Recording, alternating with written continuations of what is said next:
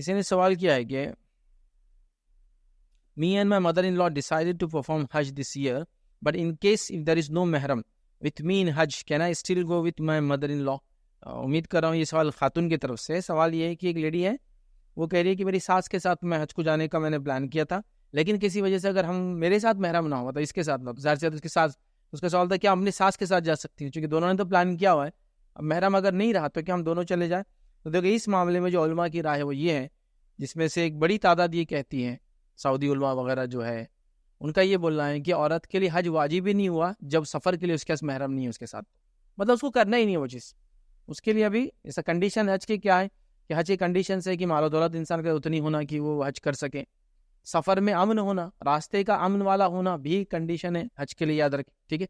वैसे तो एक शुरुआत से ले तो उसका मुसलमान होना, बालिग होना, वो उतना लंबा नहीं जा रहा, आखिल वगैरह, लेकिन एक जनरल चीज़ है, मालो दौलत का होना, सफ़र में आसानी होना, औरत है तो उसके महरम का साथ होना, ये सारी चीज़ें उसकी कंडीशन से याद रखें। तो वो कहते हैं जो कि अभी औरत के लिए हुआ ही नहीं तो वो क्यों जा रही है। लेकिन सवाल ये क्या मैं जा सकती हूँ और मैं कर लूँ तो क्या? तो देखिए अगर औरत इस हालत में भी जाए, बगैर किसी महरम की भी चली जाए, सफ़र कर ले, हज हो जाएगा, उम्रा हो जाएगा, लेकिन वो साथ में गुनाह भी मिलेगा कि बगैर महरम के उसने किया। दोनों बातें एक साथ।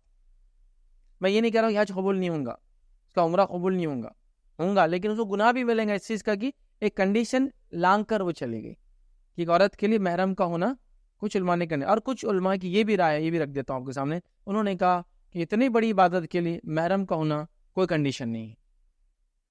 कुछ उलमा की ये फतावे भी मौजूद है, आप देख सकते हैं। उन्होंने कहा कि इतनी बड़ी इबादत है, क्या खाली एक महरम नहीं होने से एक औरत बहुत मालदार है, करोड़पति है, शौहर मर गया, बेटा नहीं है, तो क्या जिंदगी भर नहीं आएंगी? कोई भाई नहीं चल रहा उसके साथ, उसका बाप नहीं है उसके पास, तो क्या करेंगे? ससुर नहीं चल रहा, फिर क्या करेंगे? जा सकती हूँ।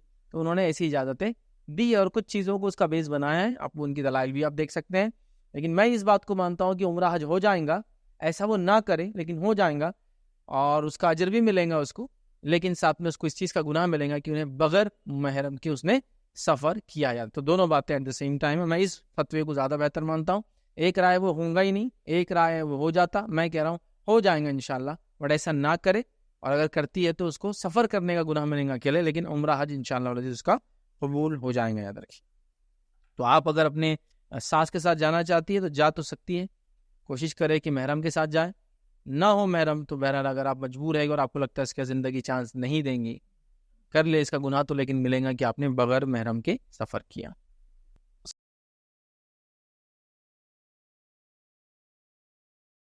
अस्सलाम वालेकुम। आप भी हमारे इस काम में ताउन करें अपनी ज़कात और सदक़ात के ज़रिए। डोनेशन डिटेल्स के लिए डोनेट अस पर क्लिक करें। अगर आपको हमारे वीडियोस पसंद आए हैं तो इसे शेयर करें और सबके हकदार बनें। रोज़ाना हमारे वीडियोस को पाने के लिए हमारे यूट्यूब चैनल को सब्सक्राइब करें और बेल आइकन दबाएं। हमसे दीगर सोशल मीडिया पर जुड़ने के लिए वीडियो में दिए गए आईडी को सर्च करें। जज़ाकल्लाह।